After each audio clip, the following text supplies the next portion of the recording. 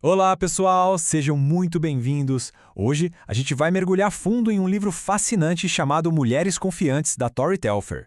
Vamos juntos explorar o mundo, às vezes brilhante e muitas vezes perigoso, das grandes golpistas da história, para entender o que faz delas figuras tão cativantes e o que isso tudo revela sobre nós.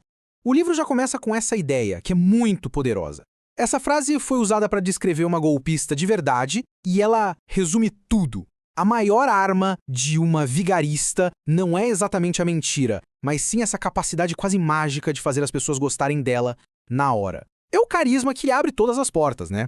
Então, a primeira pergunta que fica é: de onde vem esse fascínio todo? Por que essas mulheres, que no fim do dia são criminosas e muitas vezes bem cruéis, acabam capturando tanto a nossa imaginação e, às vezes, até a nossa admiração? Olha só que curioso. A própria maneira como a gente fala delas já entrega o jogo. Ninguém diz ladra ou bandida, a gente fala artista da enganação. Isso já dá um ar romântico, né? Como se o crime fosse uma performance, uma peça de teatro.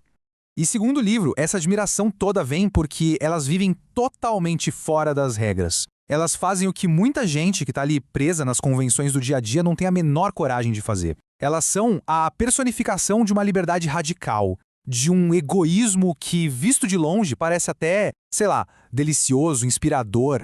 Tá bom, a gente já entendeu o porquê do fascínio, mas agora vamos para a parte prática. Como elas fazem isso? Quais são as ferramentas, as técnicas que elas usam com tanta perfeição para construir esses verdadeiros castelos de cartas? É que a persuasão, para elas, é uma forma de arte, de verdade. E como toda arte, tem suas técnicas, suas especialidades. Não é só sobre mentir, é sobre construir uma história que seja simplesmente impossível de resistir. E o ponto central de tudo, a ferramenta número 1, é o carisma. Sem essa habilidade de encantar, de criar uma conexão imediata e de parecer a pessoa mais sincera do mundo, a golpista não vai a lugar nenhum. É o carisma que desarma a vítima antes mesmo que ela perceba que o golpe começou.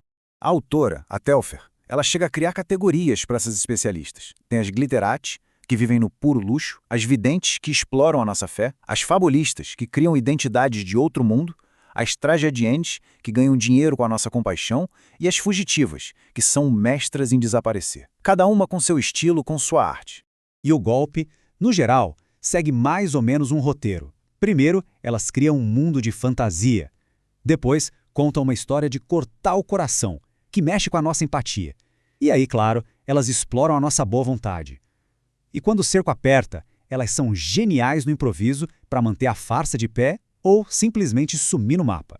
Acontece que todo esse glamour tem um preço, e ele é alto. Por trás dos casacos de pele, dos diamantes e das histórias inacreditáveis, existe uma realidade muito, mas muito mais sombria e destrutiva. É muito fácil se deixar levar por essa fantasia, né? Pelo romance da mulher que dribla o sistema, que vive uma vida de aventura e luxo. No fundo, essa é a imagem que elas vendem, e que, secretamente, a gente adora comprar.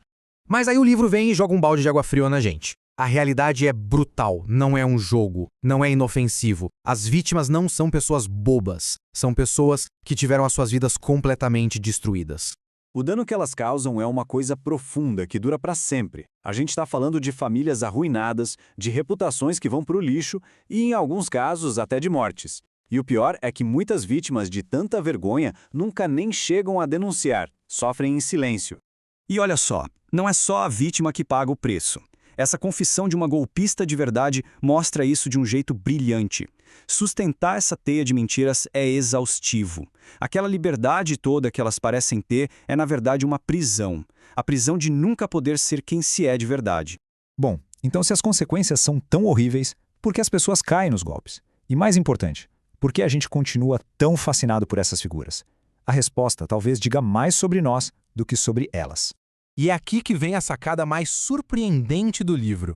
A autora argumenta que as golpistas não exploram as nossas fraquezas, como a ganância ou a burrice. Muito pelo contrário, elas exploram justamente as nossas maiores forças, a nossa capacidade de confiar, a nossa esperança, a nossa empatia. Essa vulnerabilidade que elas usam contra a gente é a mesma qualidade que nos permite ter amigos, amar alguém, construir uma sociedade. Sem confiança, o mundo simplesmente não funciona. Não teríamos relacionamentos, comunidades, nada. A conclusão do livro deixa a gente com esse paradoxo na cabeça. Para ser 100% imune a um golpista, a gente teria que se tornar uma pessoa cínica, desconfiada, fechada para o mundo e para os outros.